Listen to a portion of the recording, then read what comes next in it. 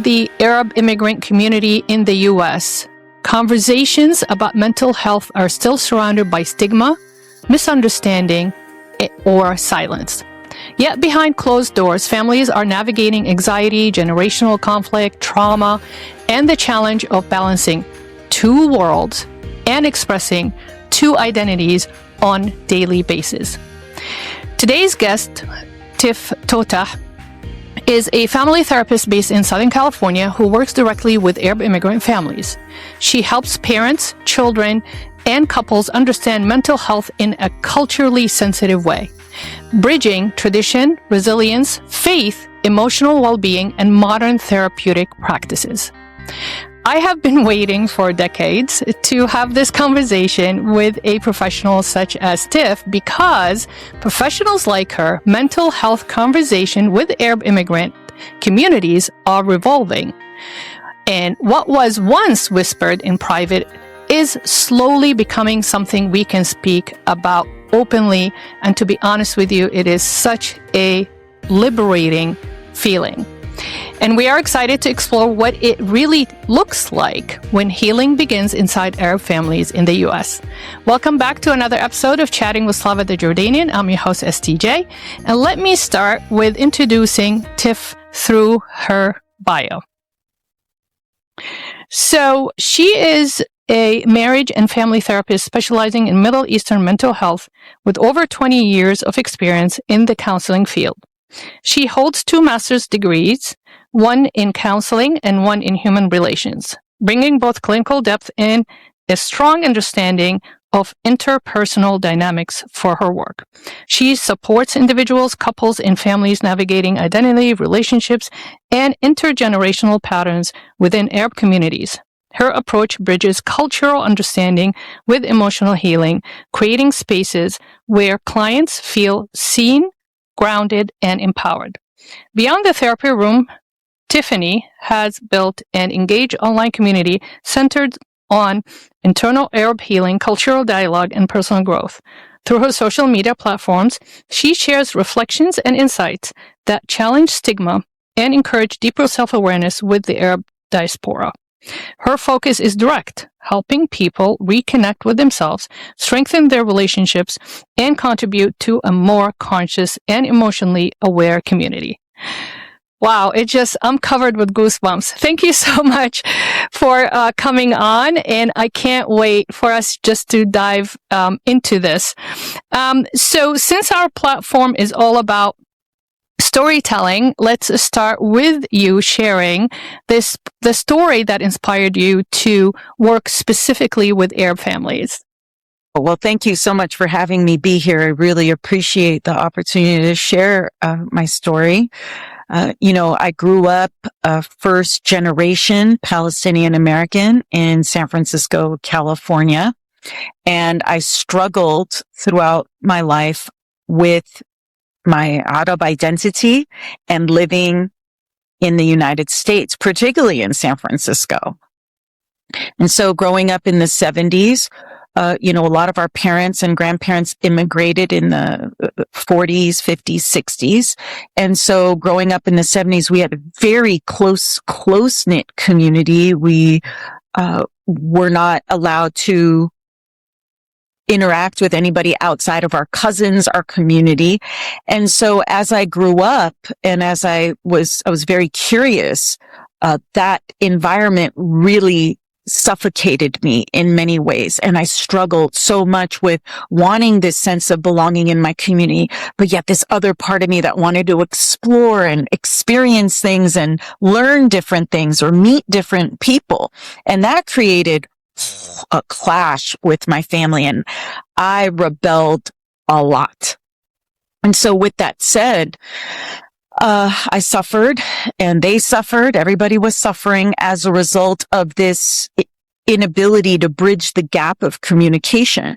So clearly at the time, mental health was not a thing ever. We never talked about those things, that I didn't have the tools to navigate honoring our culture and the need for my own independence and autonomy. So when I became a marriage and family therapist, I knew I wanted to be able to provide service to our community, to the younger generation, for them to perhaps learn, or for them to learn or not make the same mistakes I did at a minimum, and to be able to give them a space to talk about it, for our elders to give them a space to talk about everything that they have gone through. And as we know, our communities are very, very complex, and being of service in that way was profoundly important to me when I entered this field, because there was nothing out there for us. Zero, nothing. So I wanted to be that for our communities in the best way, in the most meaningful way that I can. That is amazing. I just want to remind the audience, our viewers and our listeners, that, you know, you're coming on here. You're part of our special edition of Chatting with Slava the Jordanian, which is Discovering Palestinian Intellect. So this episode is you know, it's going to be so inspiring and so impactful, not because showing that we are more than 10 living refugees or children of diaspora, that, you know, we're all, you know, scared and hiding and not moving forward. We are intellectuals that can think independently and have some kind of regency over our lives and what we want to do with our lives. Because I'm not sure if I mentioned to you, there was a article that was published by the Columbia Press blog in, I think, August 2023, that why Palestinians are the world's most educated refugees. So that said, right, they are so well educated, or the world's most educated refugees, but also at the same time as Arabs, the stigma of talking about mental health, that I couldn't understand. My dad has a PhD and my mom has a master's. You know, all of us are just like, we eat, drink, education. And that's what, you know, my dad always used to tell me, your education is your ticket to the party. If you don't have education, people won't want to hear your opinion. They don't consider you as somebody that is important to express yourself to make the world a better place.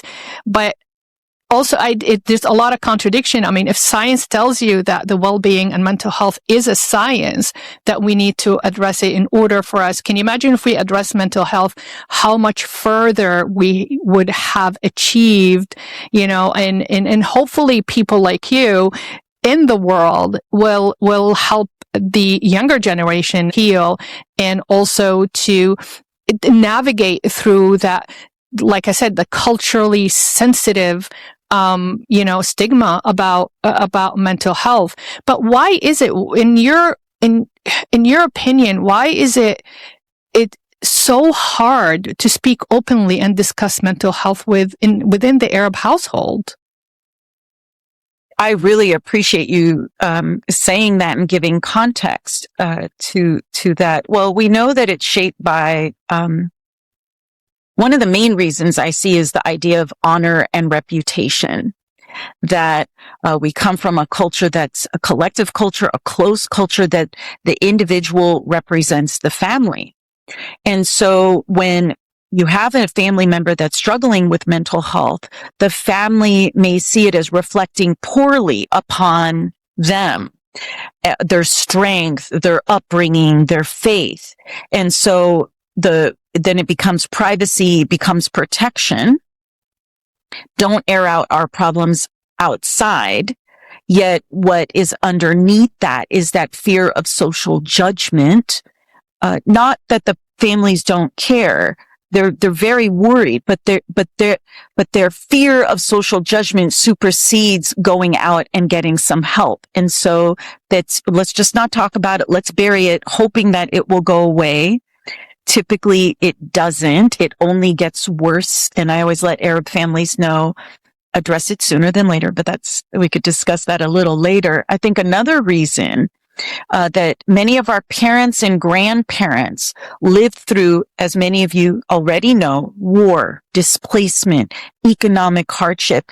Even if the immigration was chosen and they wanted to come to, whether it's the U.S. or anywhere else, that a lot of times it came from survival-based parenting models. And so it was sort of like their mindset was just existing and this idea of feeling of what they left behind, what occurred, what happened to them is too much. Emotional expression for a lot of our parents and grandparents is a luxury that they couldn't afford when they're trying to survive in trying to survive, whether it's in their own home countries or in the diaspora. And so when the younger generations are saying, okay, I'm nervous, I'm sad, I'm feeling that, to the parents and grandparents, it may sound like fragility to them.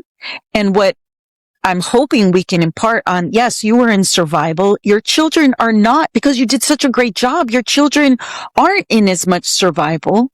And so we have to recognize the baselines of distress are different. And I think there's a few more, there's still so much stigma, because even in our own respective countries, because I've talked to my father about this, Allah yarhamah, but I, talked to my father about this, where therapy was associated with the lejnoon, that the therapeutic mental health services were in many regions were tied to severe psychiatric cases, that it wasn't a common thing to engage in for thriving, because everyone was surviving, that it was this idea of thriving. And so we need to move away from therapy is only for crazy people, and that something is seriously wrong with you. It just may be you want a space to talk about all the things that are happening, and there's nothing wrong with that. In fact, it's quite healthy to want to be able to process things.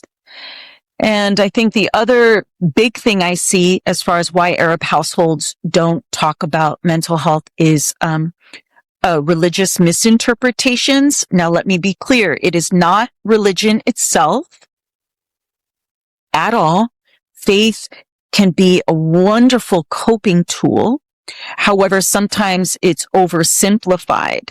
I hear from a lot of clients that my parents would tell me, if I just pray more, I'll be fine, which then it reinforces the shame. I have weak faith, or God, I am not in God's favor. And so then it reinforces the shame that somehow I'm doing something wrong through the eyes of religion, when you have someone struggling with bipolar disorder or schizophrenia or neurodivergence or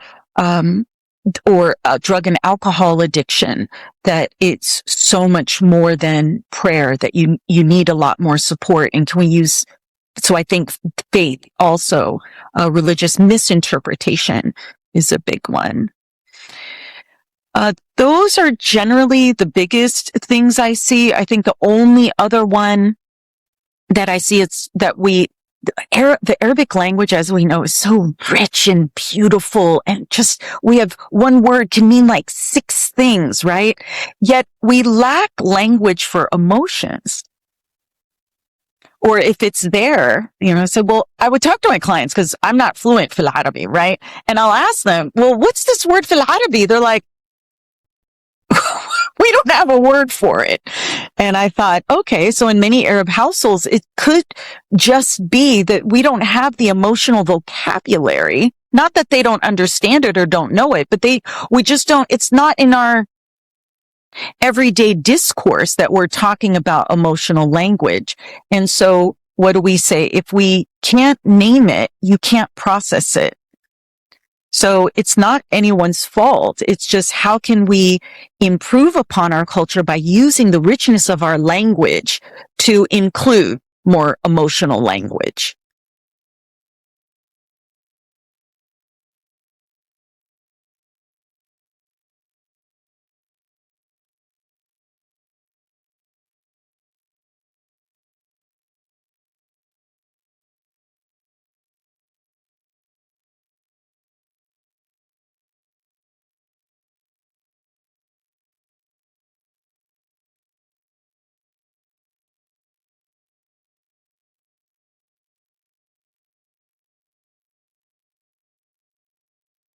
After you displace yourself, whether through migration or immigration, and then when the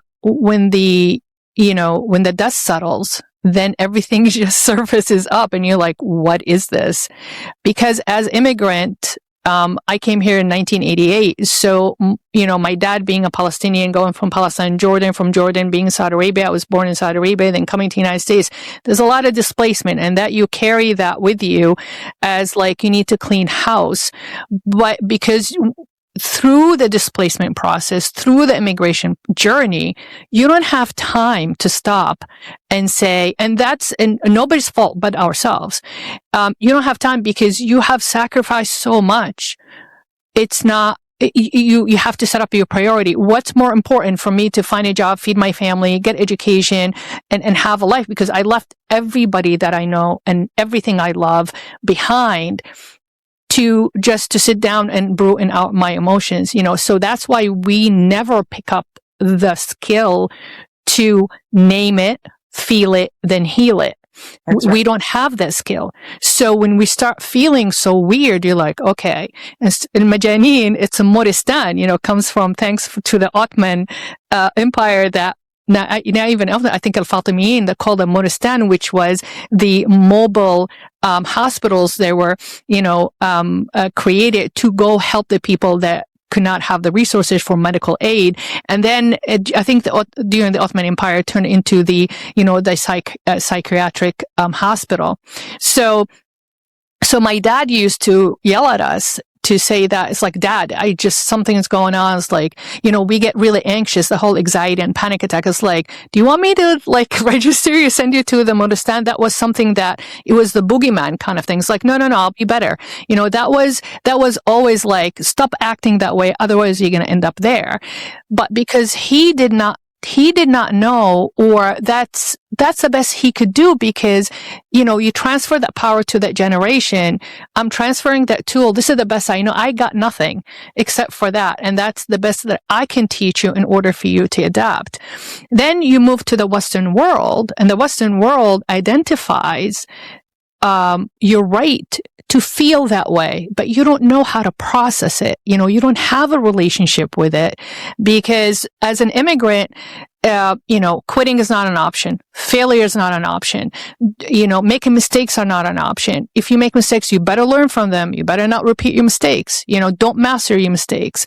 And that's probably, you see it even within, like you mentioned, within your family or all the Arab families out there.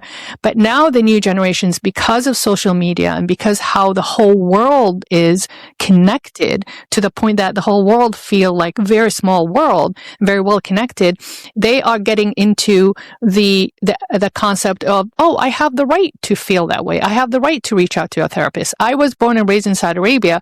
In Saudi Arabia, in schools and universities, psychology and philosophy was forbidden to be taught. You cannot get a degree in philosophy or psychology, only sociology, as a liberal art field. But now, of course, have changed. But that was in the 70s and the 80s, and changed in the 90s after the Gulf War.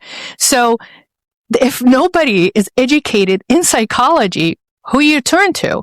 And the last point I want to make that you actually tapped into is when we used to, you're absolutely right, when we used to tell my parents, like, I'm very anxious about the school activity or the exam, or we're even when we go to Umrah to Mecca, it's like, I'm not sure if I can do it right. Very anxious about it. We don't sleep all night about it. My mom will say, go eat, go sleep, have a nap, go pray.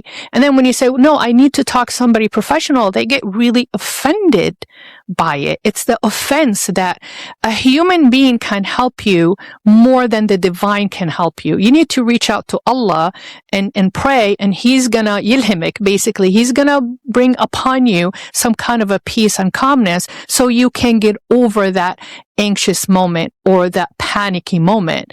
So that kind of, you're right, religion, and that's not Islam. That's, I think, more the traditional. Remember, you have to remember that Islam has its own principle and fundamental basis, but the tribal tradition of Arabs, right, it just took Islam and dressed it up into, this is the tradition, this is the custom, this is what we do, this is how we do it. Because Kazakhs, for example, if you go up in Eastern Europe, the Muslims in Eastern Europe, they're a little bit different than the Arab right? Muslims. So, and that's the case with every single religion, just the customs are a little bit different. So the mindset is a little bit different. And I hope that makes sense, but you can come in. It makes total sense. And I was just thinking, yeah, and you very much see that also in Christian communities as well, that it's not even a religious, it's a cultural thing in how we are, how we're looking at therapy or looking at getting help, from again, an oversimplified, way. That how do we know that I'll tell clients, maybe you were drawn to a particular podcast or looking at something on social media, or you met somebody that would be able to, how do we know that's not from God?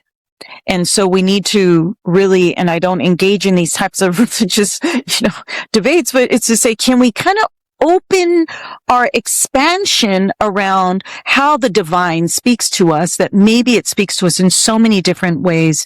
And can we be open as a culture to recognize that there's not just one tariq, that there's many ways in which we can heal.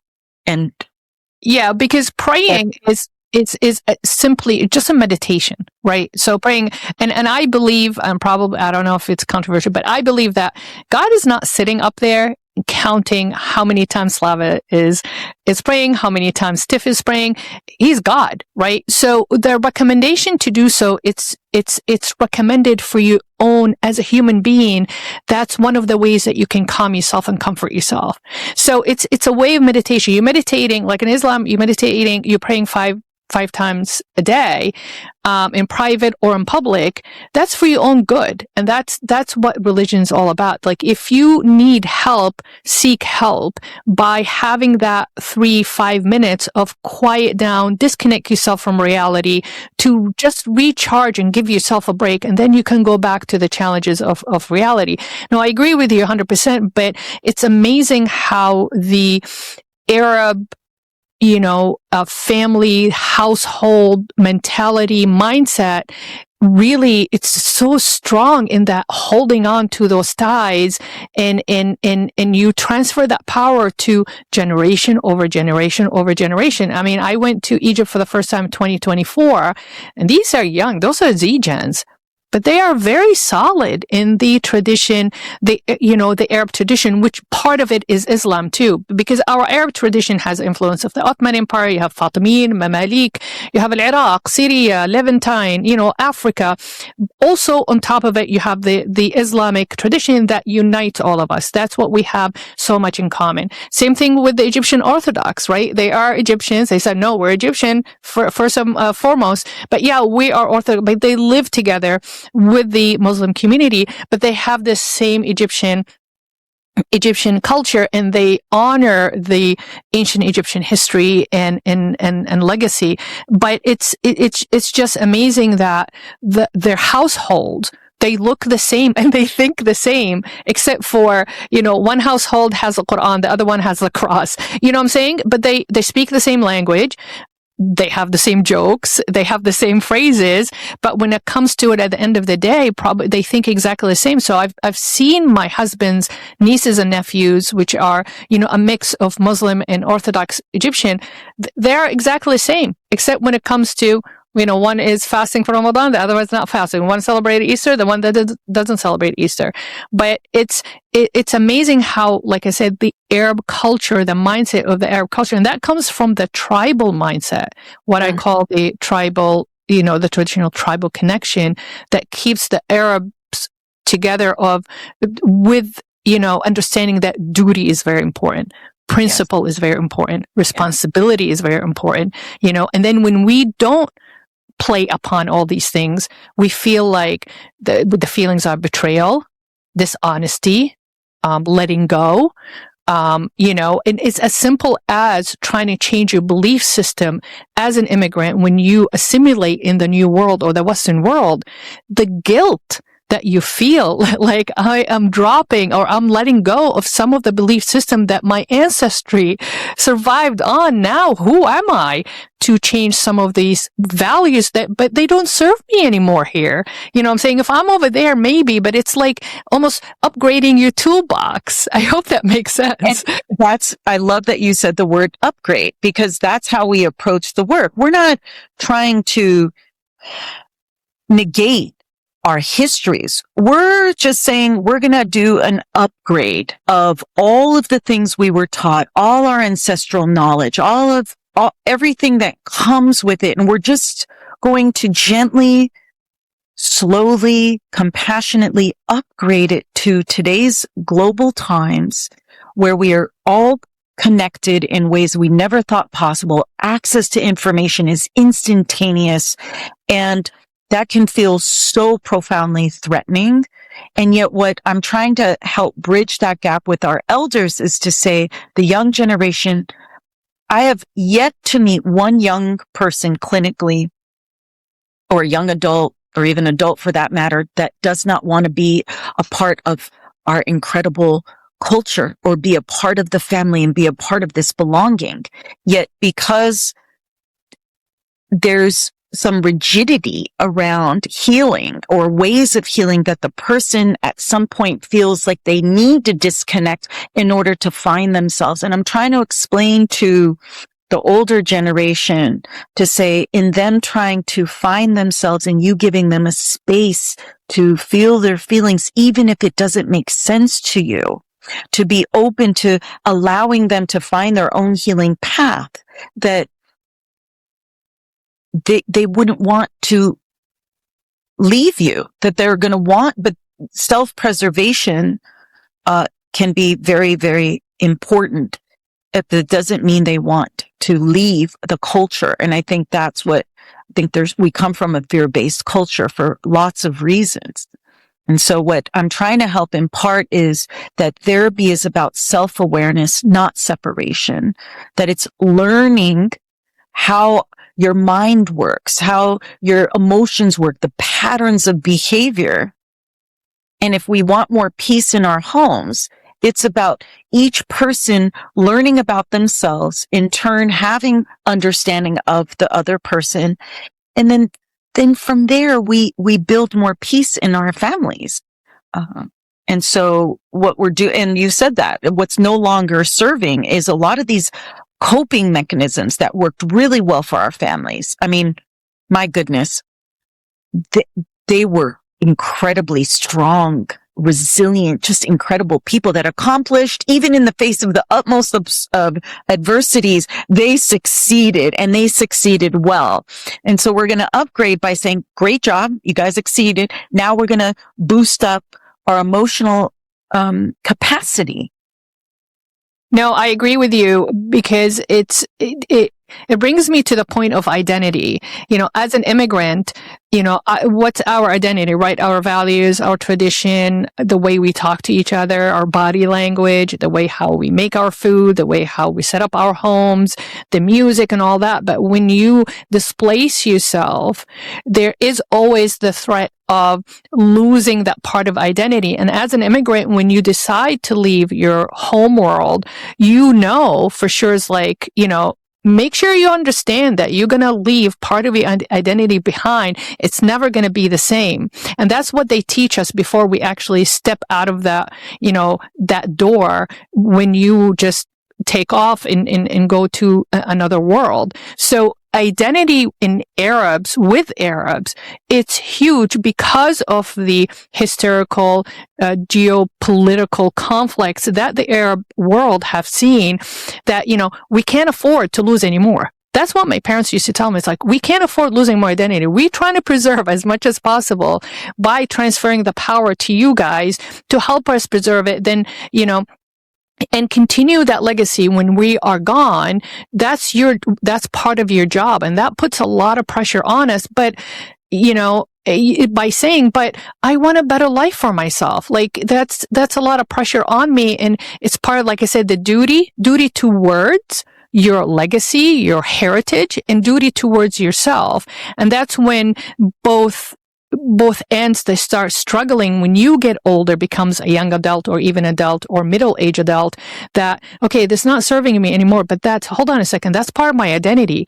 That's what kept me going. That's what helped me survive the immigration journey. And here I am. I'm willing to abandon that. That's just, I'm trying to go over, through the psychology to our viewers, that's what goes through our heads as an immigrant, leaving everything behind. Like, my parents are already sacrificed for me to end up having a better life. But now I am betraying that by dropping some of the values that I used to have to help me to get to this point, to make my own value.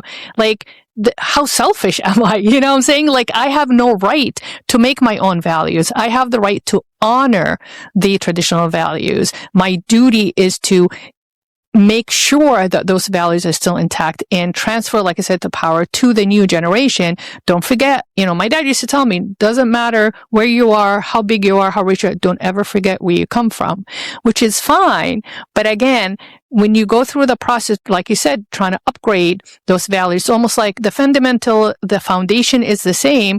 It's very traditional and it's beautiful, but we're building a little bit of modern building on top of it that can actually be practical for the new world. It's not practical just to have all these, traditional. So a huge part of it is the identity crisis, the turmoil that you go through. It's like, okay, who am I? I'm creating my identity, but I feel really bad. It's the guilt that comes with it, being from an Arab, an Arab offspring or culture.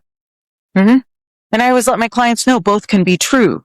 Can we hold both truths? Yet we come from a pretty dichotomous culture. It's all or nothing. And so can we hold the space for both, that we can upgrade and honor? And we can do that. I've seen that happen. And one thing that by avoiding conversations around emotional health and well-being, we're not eliminating our problems. We're just transferring them from generation to generation. So if we don't upgrade, we're going to lose more of ourselves. And that's what I see with the younger generation in my experience, is in not having these conversations, the younger generation is saying, I don't want this culture. I don't want this identity. I'm rejecting it. And I say, okay, slow down. I hear you. Been there, done that. Now slow down. Let's take a look at how we can blend the two, because both can be true at the same time. Yeah, the emotional struggle is, like I say, when I went to Egypt after 38 years here in the United States, the last time I was in the Middle East was after the Gulf War, I think 1991, visiting my parents. I felt I'm too American to be an Arab. Yes. And when I'm here, I feel I'm too Arab to be an American. Now, the beauty about immigrants is you have the multicultural adaptability, multicultural competency, because you are able to feel and be empathetic and accepting and relate to other cultures or other societies, whether it's in here, the Asian society, the community, the Hispanic community around us, the Indian, the Pakistani community. We know, I get it. I get the struggle. We know, and we get together and we can relate and we share stories. But that doesn't change the fact that the duality of culture, the duality of identity, sometimes if you're not treating it or you're not managing it in a very healthy way, it could be something that takes a toll on your mental health and well-being. And like you said, the rejection, it's either black and white. Like when I started seeing my life coach, I was struggling and I said, okay, postmenopausal, I'm middle age. I'm like, okay, I achieved everything I'm supposed to achieve. Now what? Like, I feel like I'm in limbo. She goes, what are you talking about? And I said, well, I'm not American enough to be here. I'm not Arab enough to be here because I'm in, I have both worlds, mindset wise, emotional, principle wise. I want to be both. She goes, why are you driving yourself crazy trying to be one or the other? Why can't you be both? Why can't you say, I'm an Arab and I'm American? And just by replacing the and or by the end, that was a light bulb. That was like, like my emotions was like, okay, I need to calm down. I was so anxious about it. And you can tell I'm so anxious just talking about it. And I've been, with that life coach over 2 years. But, it's amazing. Like you said, if you have to name it to feel it and to heal it. And that's exactly the process that I recommend going through. And that's why, thank God for people like you in this world to help those folks going through it and going through that emotional struggle. One thing, thank you for sharing that. One of the things that I've seen in not holding the space for both is, and in our emotional suppression and not talking about it, what we're seeing is, physical symptoms.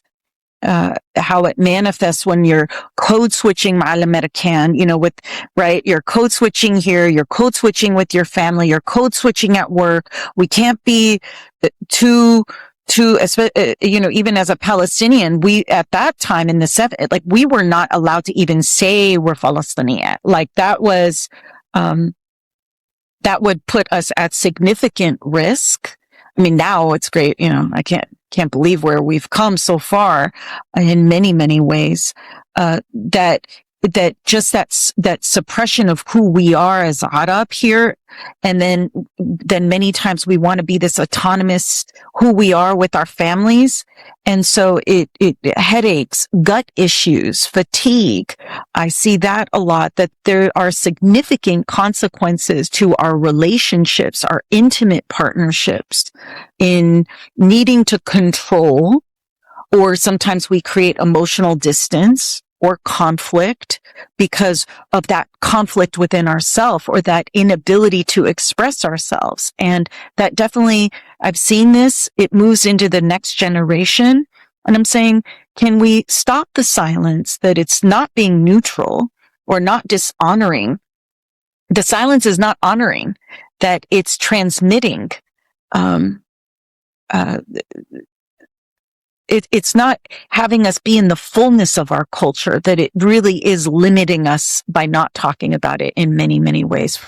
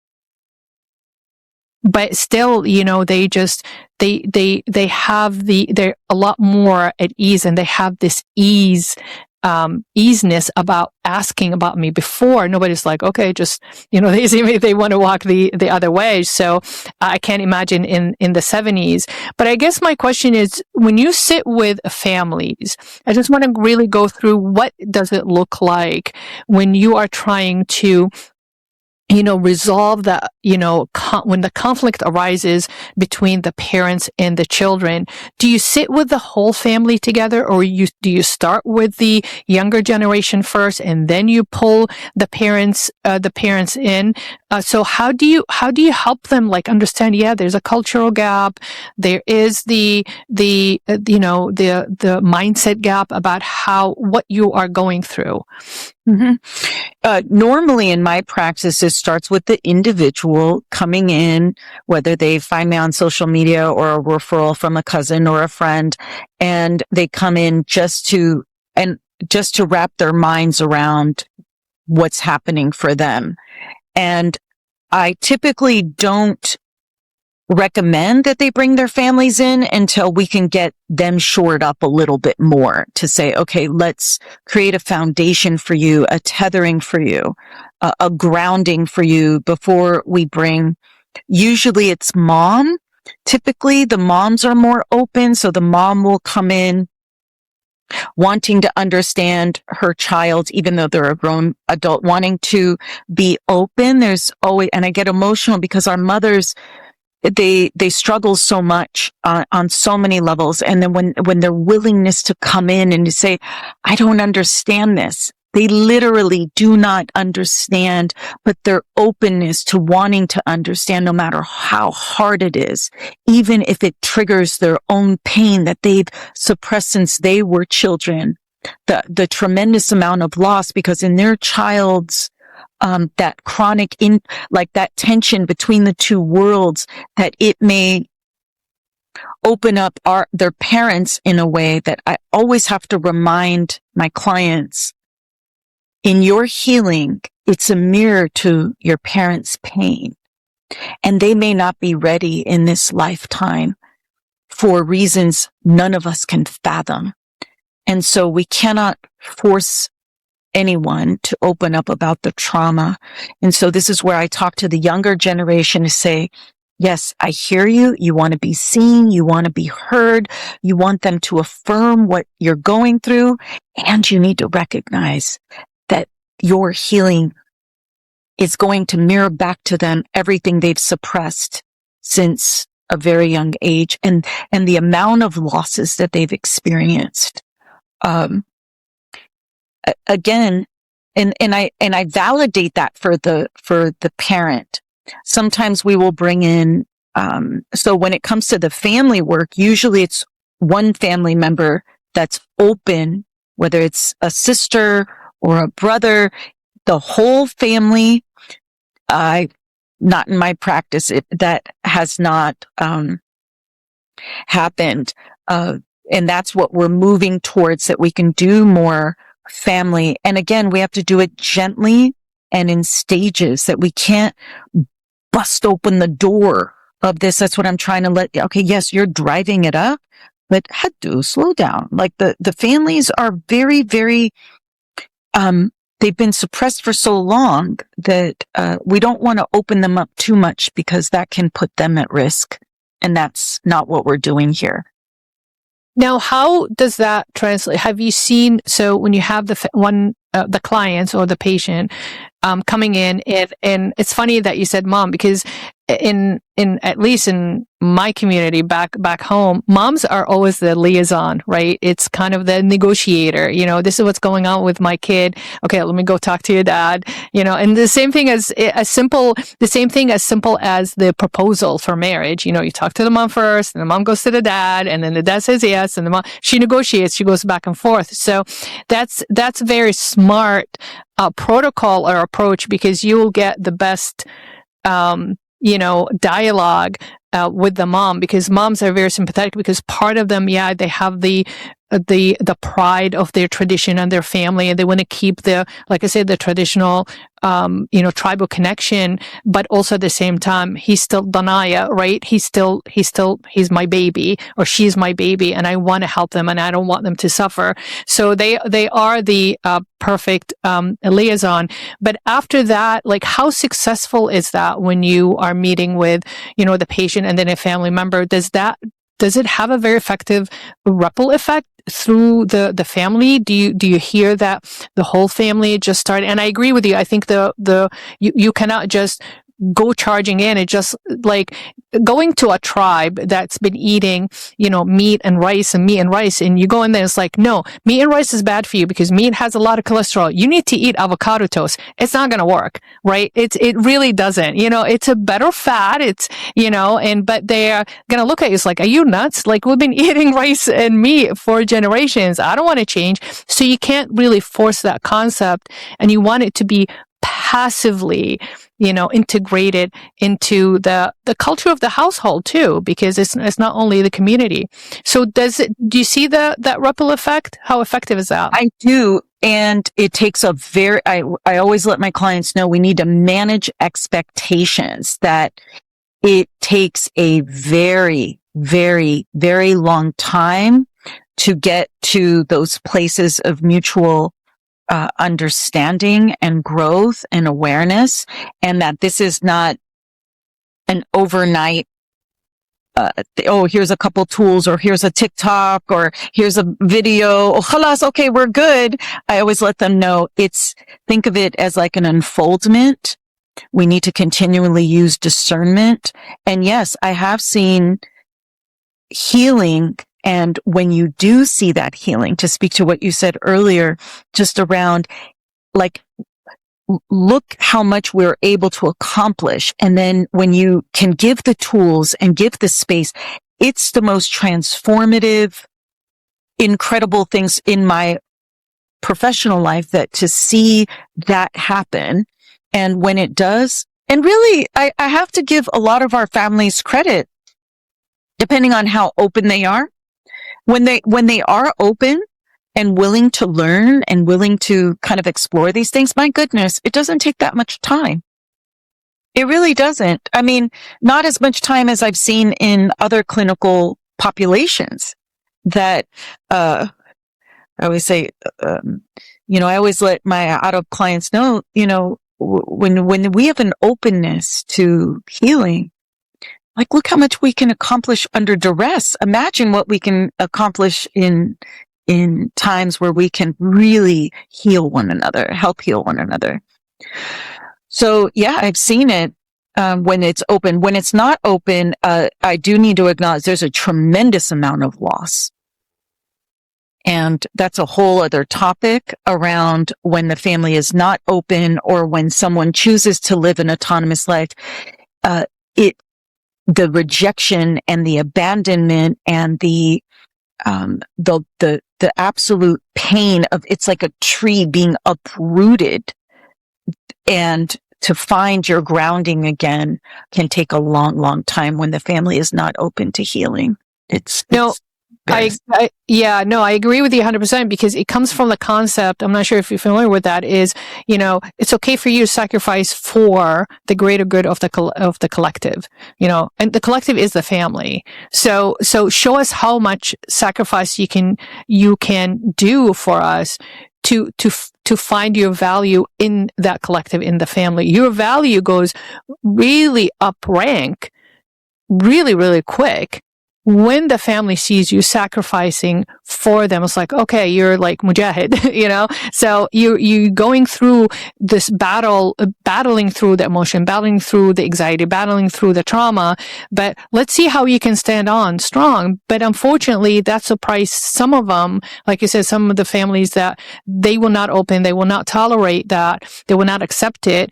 And you have to trust the process, though, and hopefully somebody like you that would teach him the science behind that, the naming it, feeling it, and healing it, to help their children be in a better place. Because the last thing you want, me, if I don't have kids, but if I was a parent, and a very conservative era parents, like, okay, do I accept for my child to have treatment, or I rather have my child, seek other routes, like numbing that feeling with, like, pharma, with chemicals, with, what if that child has a chemical imbalance? You don't know. It could be a chemical imbalance that causes, schizophrenia or bipolar disorder or what have you. So but unfortunately, it is the Arab culture, but also every household, I think, in any of the Arab community, have their own culture within the culture, that what's acceptable, what's not acceptable. And I can't imagine trying to sift through all that, trying to figure out, like, okay, how am I going to approach this? Now, one of the last thing that I want to address, the trauma of displacement, how common is that, multi-generational? Now, I'm just first generation American immigrant, but even for just the first generation American or second generation American, is it getting better, or do you feel like also it gets transferred to the next generation and it is as impactful as if you were like a newcomer to the United States? So that's an interesting question that I've been mulling over for, like, is it getting better? I don't know. I don't know. I don't know. I don't know if it's easier because we are constantly, just when we think, I was telling a colleague the other day, just when I think we're moving a couple steps ahead, okay, there's another war, there's another issue, there's something, as soon as we feel like we're maybe making some inroads or strides, the world decides they want to come into the Middle East again and upheaval, which creates, it's almost like there's this, and pun intended, this bombardment. And so clinically, what I was telling my colleagues when they're working with people from our cultural context to say, there's no rest for the weary. And so to answer your question, I don't know, because we are constantly facing these external stressors that even when we do take steps to not pass down the displacement trauma, that another trauma occurs. And then, so you're asking me at a point in time, if we had this conversation 3 months ago or 4 months ago, I probably would have had a different answer. To be honest with you, I would have said, yo, it's getting better. It's getting a little bit easier. Now I'm like, I don't know if it is. And what do we do with that? And how do we help the generations overcome the fear and the stigma when we're constantly being faced with being in this survival, watching our families, the constant worry, the checking of the did their village get bombed? Did something happen? And then we want to thrive in a place of survival. It's profoundly difficult to do that when I feel work. No, I agree with you 100%. Coming from an immigrant that, I mean, if you can imagine, like the first memory of any conflict is watching the news of Sabra and Shatila, the massacre of Sabra and Shatila. The Sabra and Shatila refugee in, I think, 1974. So I was like 5. And I literally went to ask my dad something, and it was black and white. He was watching the news, and I saw the gruesome, like, live footage of what's happening in that refugee camp. And I just ran out of the room. He called me, right? And I tell the story all the time. He goes, "Where do you think you're going?" And I said, "Dad, why are you watching this stuff?" He goes, "This is happening right now to our people." So he pulled me. I was 5. I was born in 69, so that was 74, I think, if I'm not mistaken. And he made me sit down and watch that. He goes, "I want you to watch this because I want you to never forget what you're seeing." So I watched that. I watched of course, the conflict in Palestine, in the conflict in the Middle East, the Iran-Iraq war, the civil war in Lebanon, and then the Gulf War. So I agree with you. I feel like there's, when my patient, God forbid, that they have this, acute shock of cancer diagnosis, and then they're fine. They went through treatment, now in remission, and 5 years later, the cancer is coming back. It's like, we're not getting a break. So, I agree with you. I think the answer to a question especially from my end, being the trauma, whether we like it or not, one part somewhere in our body or in our emotional or in our psyche has been scarred or traumatized. And that transfer of trauma, even the generation, like first generation American, second generation American, young American Palestinian or American Arabs that not actually living it, they are witnessing some of it, and they are reflecting on what their parents and their grandparents. So it's a cumulative effect. You know what I'm saying? It becomes part of our psyche, part of our blueprint that we cannot escape from.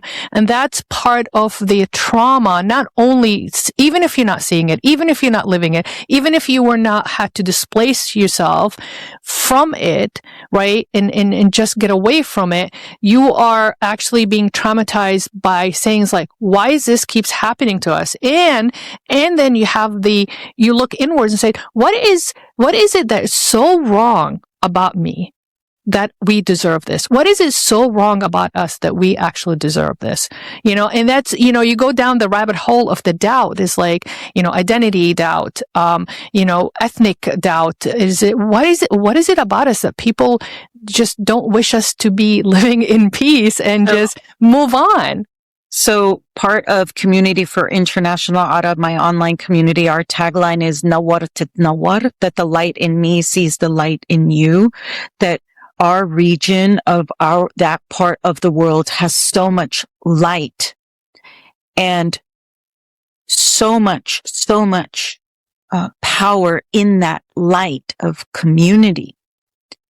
And we are in the power of the olive tree and the roots that extend out. And all of us are a part of this system, that we have to remember bugs are also attracted to light.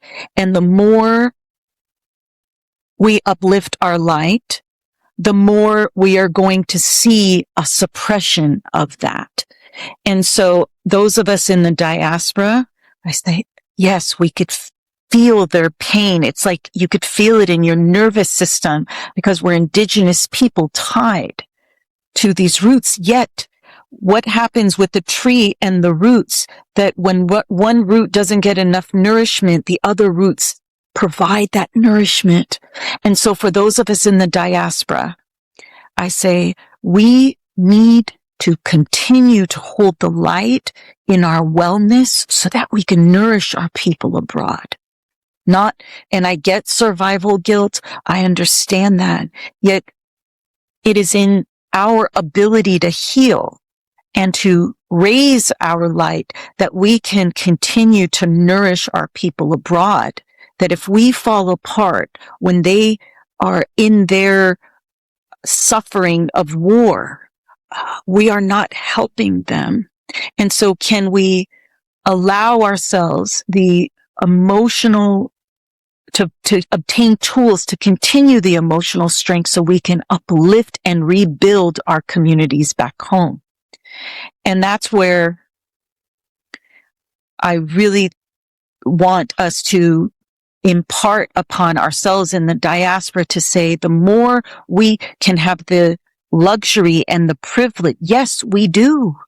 So let us work together to really strengthen ourselves, because they need us. They need us to nourish them. So let us be the light that the world is trying to suppress in them and not allow ourselves to be suppressed.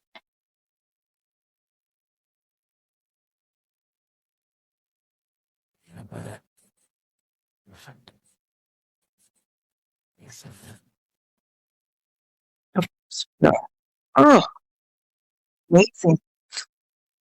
Yes. Mhm.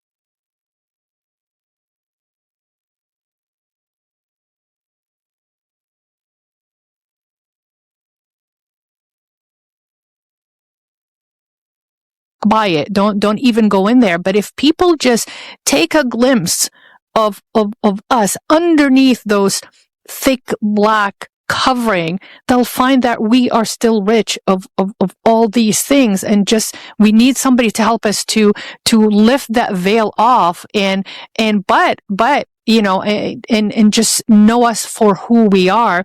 But that sometimes, unfortunately, threatening to others, because they know that if they gave us the opportunity to do so, we are going to be so impactful and so inspiring to a lot of people in a lot of places around the world. So 100%. And let's loop it back to the beginning of your questions around displacement trauma, that when we don't see ourselves, and if we don't lift the veil of our own pain,